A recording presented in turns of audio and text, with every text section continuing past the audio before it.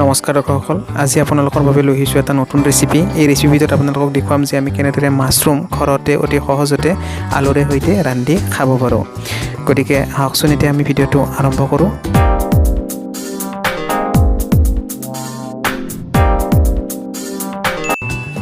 প্ৰথমতে আমি মাছৰুম লৈছোঁ আৰু মাছৰুমখিনি অলপ ডাঙৰ বিলাক সৰু কৰি কাটি লৈছোঁ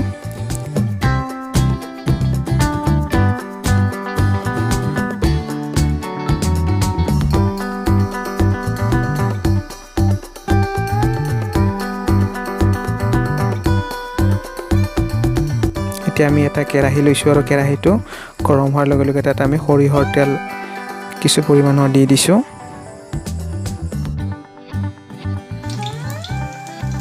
পিঁয়াজ দিছোঁ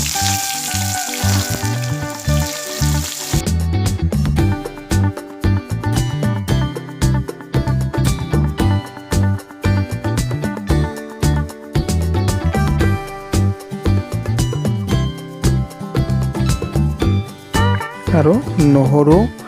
নহৰুৰ পেষ্ট অলপ দি দিছোঁ আৰু জলকীয়াখিনি এতিয়া দি দিলে ভাল তাৰপিছত নিমখ দিছোঁ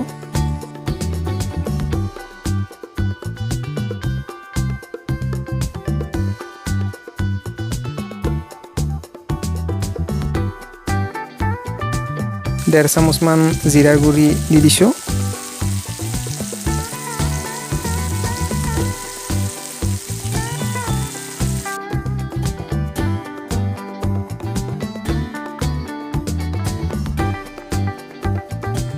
গৰম মছলা পাউডাৰ অলপ পৰিমাণৰ দিছোঁ 1 চামুচমান দি দিব তাৰপিছত আমি তাত মাছৰুমখিনি দি দিছোঁ ভালধৰণে কিছু সময় ভাজিব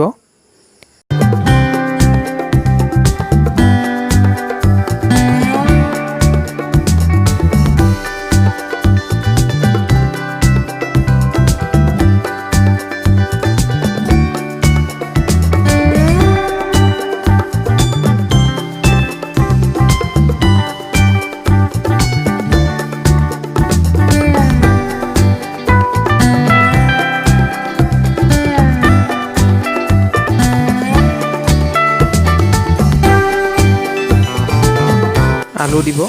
আলু 3-4টামান কাটি দিব সৰু সৰু কৰি তাৰপিছত গোটেইখিনি কিছু সময় এনেদৰে ভাজিব হালধিৰ গুড়ি দিব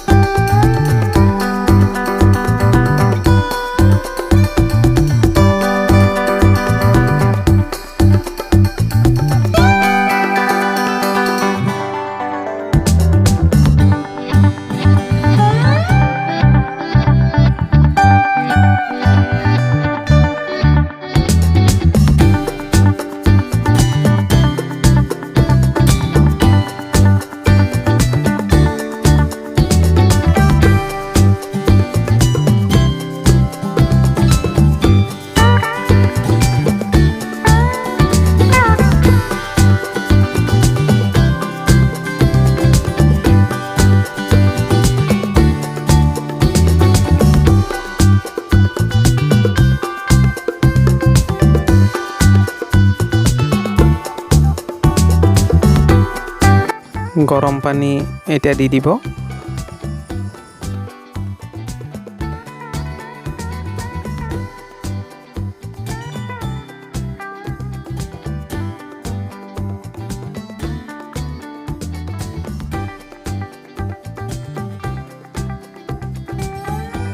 আৰু এনেদৰে আপোনালোকে